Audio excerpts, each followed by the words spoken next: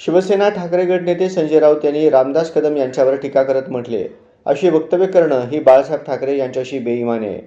राऊत यांनी शिवसेनेच्या मूळ विचारधारेवर टिकून राहण्याचे महत्त्व अधोरेखित करत कदम यांच्या विधानांचा निषेध केला.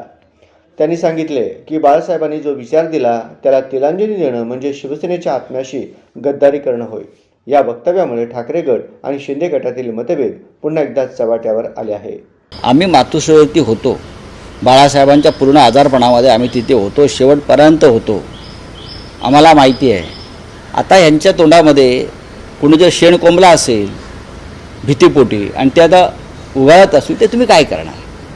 शिवसेना प्रमुखांना जाऊन एक दशक लोटत आहे, शिवसेना प्रमुखांना 100 वर्ष आता होत आहेत आणि अशा प्रकारची वक्तव्य करणं हा ज्या शिवसेनेनं तुम्हाला आम्हाला मोठं केलं, मी म्हणत नाही तुम्हाला आम्हाला मोठं केलं ज्या बाळासाहेब ठाकरेंनी, त्यांच्याशी बेमाने अशा प्रकारचं वक्तव्य करणं